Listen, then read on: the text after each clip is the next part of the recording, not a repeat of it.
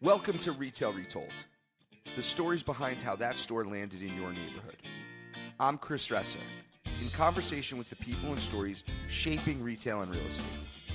Brought to you by DLC.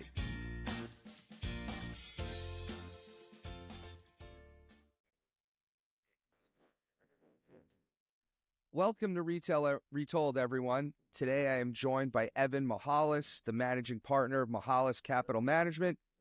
Evan, welcome to the show. Thanks for having me, Chris. So, Evan, why don't you tell everybody a little bit about who you are and what you do?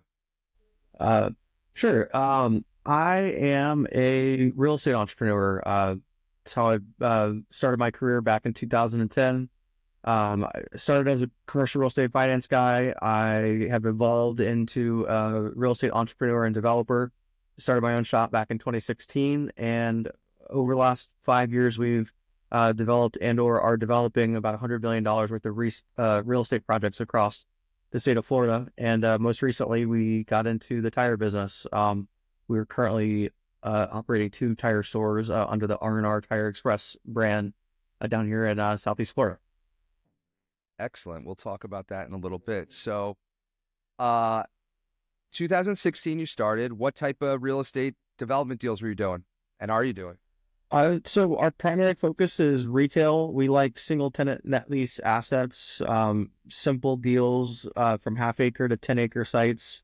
We try to stay away from the bigger mixed use stuff. We have done a grocery anchored development deal. We're working on our first Sprouts anchored mixed use project right now, but our bread and butter and what we love to do is single tenant preferred retail development in Florida. So when you do those deals, I'm jumping right in.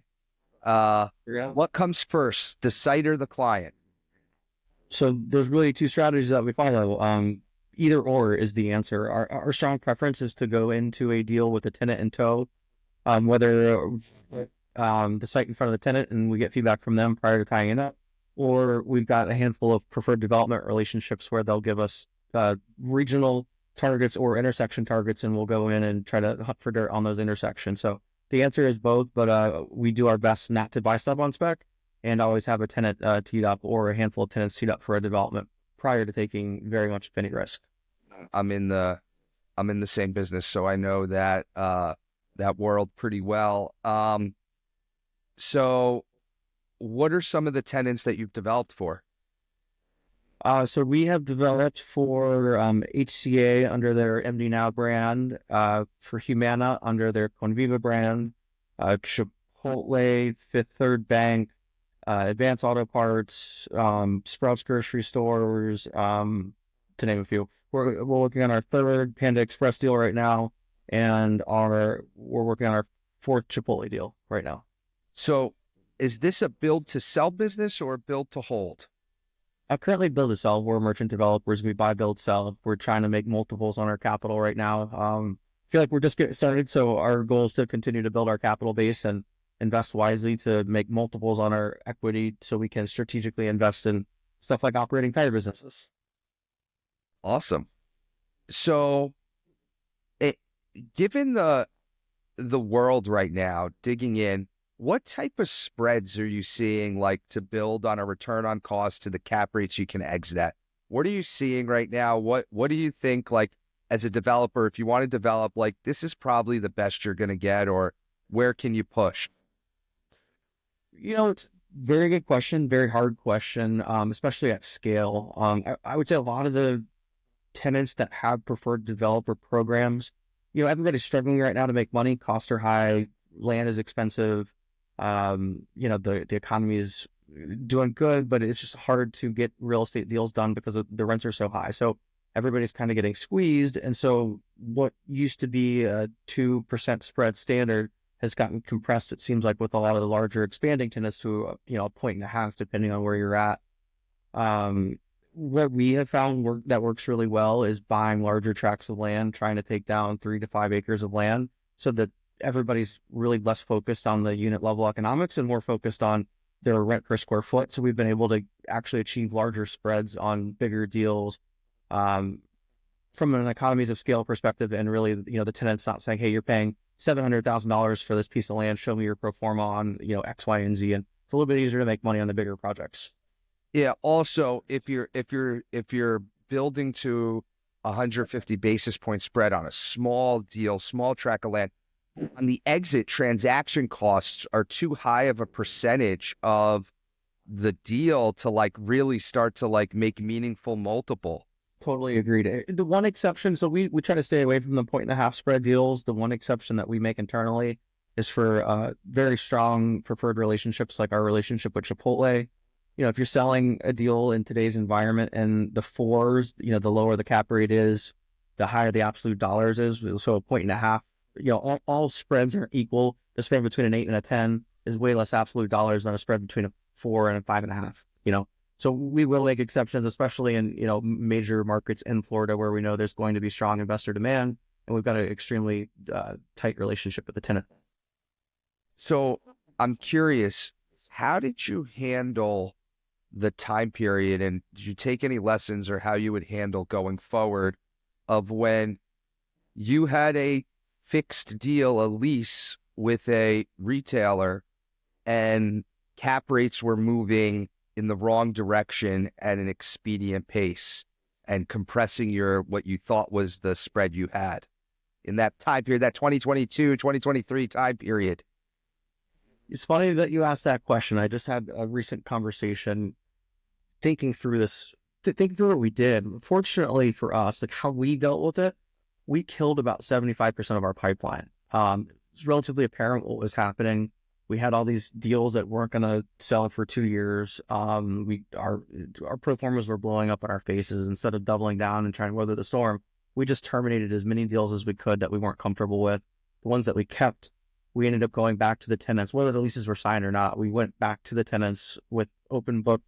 We're very open book developers. So we showed them our pro forma and said, listen, here's our cost. Here's what we agreed to. We're going to lose money on this project if we move forward. Would you be willing to pay more rent? And believe it or not, everybody knew what was happening, and everybody has to hit their growth targets. And so we actually didn't have a situation where the tenants pushed back and said, no, they all worked with us. They were all, from big to small tenants. I mean, we were very fortunate, A, to kill all the deals and then that we killed, and then B, the deals that we kept, the tenants actually increased the rent, approximately 10% to help us compensate for increased construction costs and higher cap rates. So, yeah, I would say,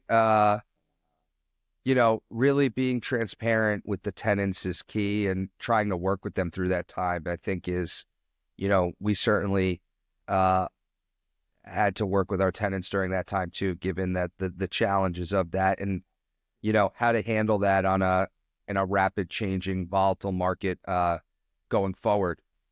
One of the things that some merchant developers moved to was larger multi-tenanted integrated shopping centers as a form to, when deal flow was drying up, as a way to, keep cash flow coming in the door and to buying bigger deals. Did you it seems like the approach you went into the tire business, but did you think about that? Like getting into like, kind of buy and hold like cash flowing properties? I think about a lot of things a lot. Yeah, I love that idea. We're a relatively young company. We're small and nimble. So there's benefits to that, and there's also constraints to that as well. We've got a lot going on between all of our businesses, and so I would say that we have a kind of a focus and a talent constraint in that regard. I don't want to start buying and managing cash flowing assets for long-term holds without an extreme focus on it, with the ability to produce long-term outsized returns. And right now we're just kind of going crazy developing and starting the construction company and selling tires that, I don't want to go like half into anything. And so I would love to do it at some point in time, but it just hasn't worked out for us to date. Understood. Okay. So R&R Tire Express,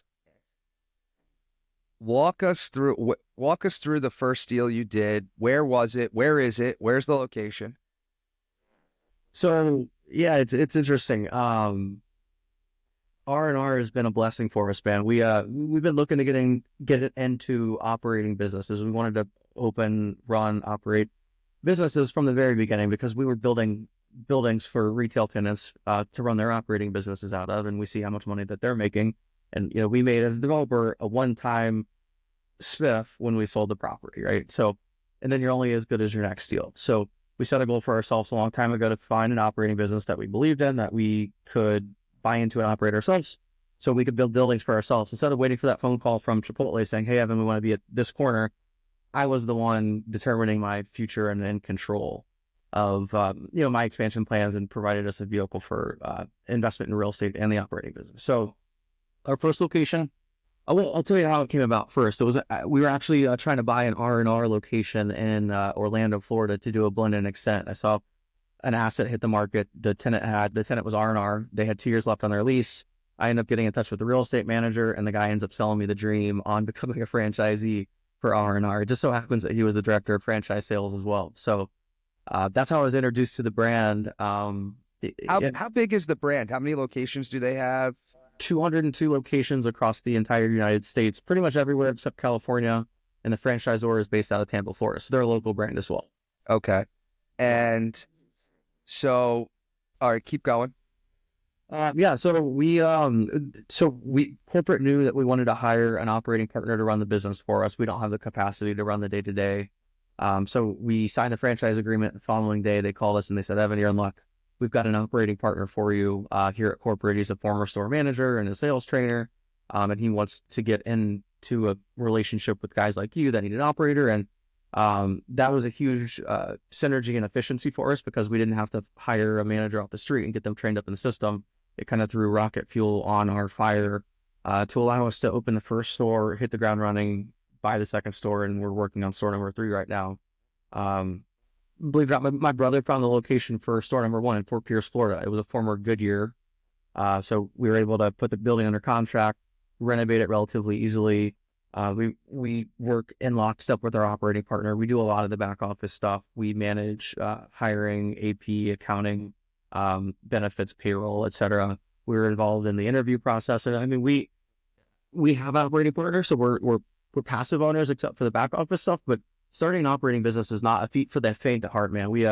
My brother and I have both worked shifts in the tire shop, changing tires and wheels. I mean, we mounted tires on the weekends, on Saturdays. For the first 4 months before our staff was stabilized, I was in a movie with my 2 daughters one time, and my phone rang. We had a tech walk out in the middle of the shift, so I had to leave the movie with my daughters, drop them off at home, meet my brother at the shop, and we spent the rest of the day changing tires. What movie were you guys in? I think it was the new Minions movie. Are you an actor on your spare time? I wish, man. I wish. I don't have enough time for that, Chris. So how did you get in a movie? No, we were watching a movie. Sorry. Oh, you were watching a movie. Movie theater watching a movie. Oh, I thought you were like on set somewhere. So I think first thing is, so Fort Pierce is where the first location? Correct. So we signed a 3-unit development agreement covering Vero Beach down to Stewart, and we found the first location in Fort Pierce. Okay. And so Vero Beach down to Stewart, when you guys were looking at it, how were you deciding? That's a pretty wide territory. How were you deciding where you would put your locations? Well, so first and foremost, we picked that territory because they're younger markets that are less dense, and we were confident that we could buy real estate to open our businesses at a reasonable price relative to South Florida. We lived in Palm Beach County at the time, and just given our knowledge of the cost of real estate, we decided to focus on those markets, and then just leveraged our knowledge from our real estate business to select good, focused on the real estate fundamentals to select good locations, and got lucky with the first one. A second-gen tire shop if I could do second-gen tire shops every single time, I would. It makes it a lot easier and way less expensive. Why did Goodyear leave that location? Do you know? So with operating businesses, it always comes down to the manager and the manager inside the store. The team has an impact on the store's performance, but you have to have a servant leader, hard charging, lead by example person who buys into your corporate mission, who is a good person, who's going to bust their ass every single day, to achieve the greater good. If you don't, you could have a great business, but a poor performing location. You could have the best real estate, but if you have a bad leader in that store, it's going to fail. And we've seen that time and time again. Ever since we've gotten into this and started studying the operating business model, having a strong leader in every single location is paramount to success. Totally agree. So there were a lot of different operating businesses. What sold you on getting into the tire space? Because I don't think like in 2016 that was probably not top of your list. Definitely not. So what got you? What sold you about the tire business? So I've been, like I said, I've been hunting for years for an operating business to get into. So I created a list of criteria that were important to me. I kissed a lot of frogs, man. I looked at Ace Hardware, a bunch of different food concepts. And so I figured out what was important to me, primarily, employee count. I didn't want to have a ton of employees per location. We average 7 to 9 employees per location at our tire shop. I wanted a really simple product offering. We sell wheels and tires. We don't do repair work. We do light repair work, but I didn't want to have to manage an entire menu of different products that's constantly changing, with inventory that expires and goes bad. We literally sell wheels and tires. If our tires don't sell, we can return them to the vendor. We wanted a concept that fit well with owning our own real estate, and tire shops check that box. We wanted it to be close to home, which checked that box as well. We wanted a business with good margins, tire business, check that box. And we wanted to make sure the absolute dollar profit per location was meaningful enough for us to spend time on it. There's some concepts that have good gross and net margins, but you make $50,000 or $70,000 per location. So you've really got to scale and deal with the same headache.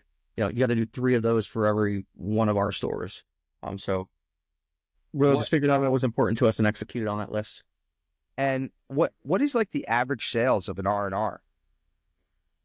So if you look at the AUV in the FDD, which is available online, I don't know if I'm supposed to discuss this, but you can probably Google it. It's around sub $2 million. Okay. And so what are some of the things like that you didn't realize about being in the tire business outside of like people really matter, which obviously, of course, the store manager, I get it. What are some things you didn't realize about the tire business that are like keys to success? His marketing is so huge. Yeah, I went into it assuming that you get a good piece of real estate, corporate has a marketing program, you trust the process and the deal flow comes. What I didn't realize is how much attention you have to pay to your marketing program. Figure out what works in your specific market. Something that works in Tampa might not work over here or Arizona or wherever. Google works in places, radio works in some places, Facebook works in some places. So marketing was something that I've never really had to think about, that we've had to really dive into and found success in after a few iterations. I would say too that there's a little bit more seasonality to it than I expected. People buy less tires after Christmas. People spend a lot of money on Christmas presents and travel a lot during the holidays. So you tend to see a little bit of a dip in, January. When the tax checks hit, you get a little bit more volume as well. So it's a little bit more, it's not majorly seasonal. I just wasn't expecting that. So those are 2 primary insights. So one thing that is unique, I think, I don't know, but I think, I'm not an expert in the tires. If you go to R&R's website, the front and center is like this flexible payment options. Yep. Is that normal? Like in the other tire shops, is like payment options? Is that like pretty financing of deals for when people buy tires unique or no? The answer is no. And that's one of the things that sets us apart as a concept. We offer in-house payment plans and 4 months same as cash. So basically we will do in-house financing. Like we hold the paper, and underwrite the customers and allow people to basically pay for tires over the course of 4 months same as cash, or 18 months, and then pay a little bit more money. But that's what sets us apart as a brand. So people ask me all the time, like, hey, how do you view your competition, Mavis, Tire Kingdom, etc.? And really, I don't think we do. Yeah, of course we do compete with them, and we do have a healthy retail business. But a lot of the customers that do shop with us are the customers that utilize our 4 months same as cash program. And so you're in the collection business then, We are. and how are you seeing any seasonality trends to that? But so no, we actually have done a really good job. I mean, our team, we spend a lot of time training and have our person, we have an account manager that manages that part of the business for us.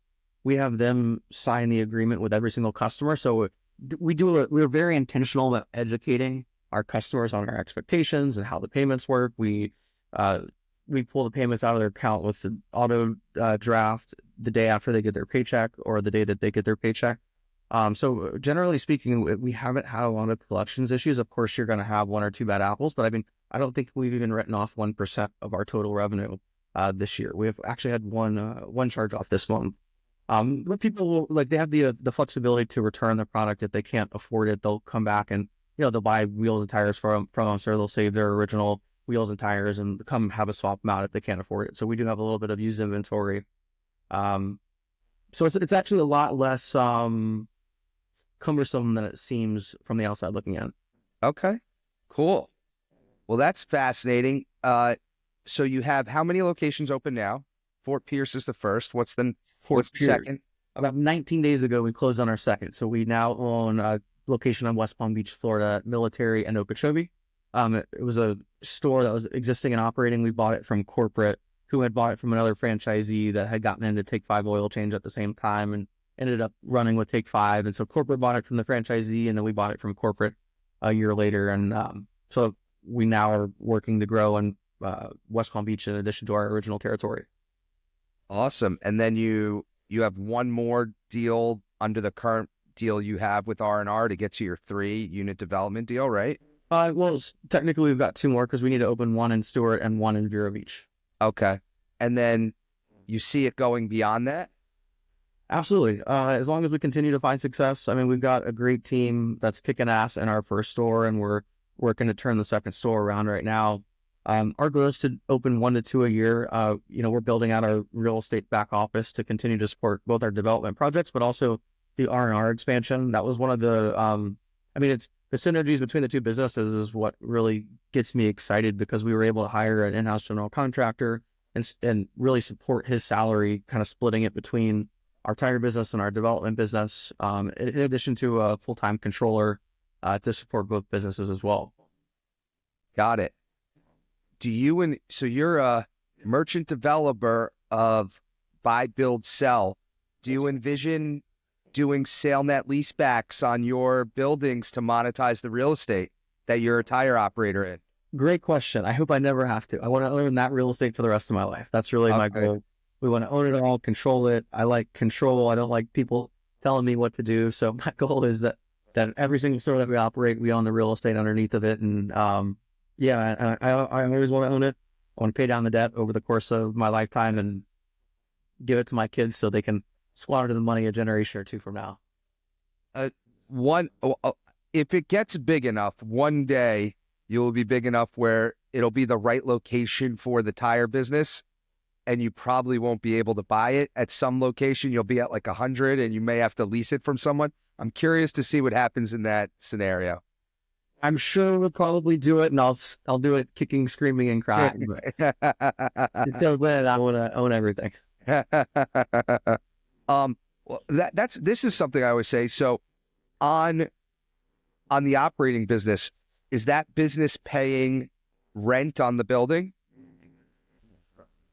So originally, the answer is it's servicing its debt right now. In the state of Florida, when we first got started, we probably should have done it that way, where we have it split into two entities. We don't. We have it under the same umbrella. There was a 7% rent tax when we first got the entity set up. So I didn't want to create a 7% tax liability for no reason. We have enough insurance to cover us in the worst case scenario. We might down the road, now that the rent tax has been reduced to like 2%, we might end up restructuring, but for now, no. It just covers its debt service, and we look at it as a profitability. We kind of like look at each location, how much equity do we have to invest in each location to get it up and running for both the startup cost, inventory, and everything, plus the real estate, and then we finance it as a package. Then look for a return total equity check. Is the lending community the same that you use for the real estate development community? Yes, coincidentally, we tried not to. It's really hard to finance your first operating business, even with a relatively healthy net worth. Um, we tried to go the traditional route where you Get an SBA loan and that. went to a broker and get an SBA loan. We actually did end up with an SBA loan, but it was through the bank that has lent us the majority of our money for our commercial real estate projects because they know us and they trust us. And we just said, hey, we're doing this. And they said, okay, we know you and trust you, and you paid us back, multiple tens of millions of dollars. And so we'll bank you. And the SBA, did their thing. It was much more difficult than I expected, though. People viewed us as a startup. The interest rates that were being quoted in the open market were like 12% for a 7A loan. And fortunately, we ended up getting a much lower rate through our bank that we do our commercial borrowing through. Got it. Yeah, SBA loans are not for the faint of heart, for sure. Well, cool, man. This has been great. I appreciate you telling the story here. What else didn't we talk about, or I didn't ask you that I should have? Oh, I think you did a great job of covering most topics. I think one thing that could be interesting is what the future holds, man. I think the next few years are going to be very telling for all of us, both from a real estate perspective and an operating business perspective. I think we're going to see a lot of opportunities. I don't know what it's going to look like. I don't pretend like I know what's going to happen tomorrow, but I'm confident that if you and I both continue to do what we're going to do, we're going to have a fun decade together making money. What are you seeing in the future? What are like you game theorying out?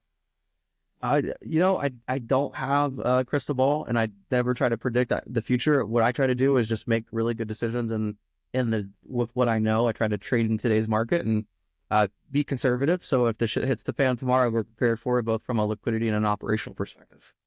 What are you seeing in order to navigate in today's market? Oh, a lot of deals that you have to swing at and miss.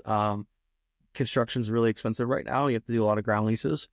So it's finding the right property that warrants enough demand to capture the ground lease users to make the project make sense is probably the biggest thing on the development side. Now we're starting to see some assets come to market that haven't been to market in a long time. It's nice to see a little bit of like liquidity in the both on the capital markets, the exit stabilized side, and vacant building side as well.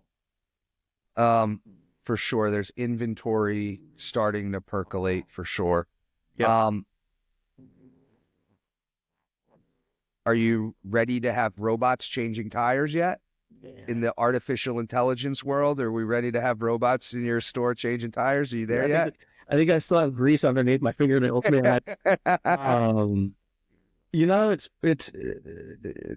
It could happen. It definitely probably will happen. I think we're very, very long way from that. I'll tell you, the equipment in the tire shops is extremely easy to use. I mean, we use like really high torque cordless drills. The mounting machine does all the work for you. The balancing machine, you slap a nut on it, you close the lid. It shoots a laser onto the rim and tells you exactly where to put how much weight. It's really cool technology.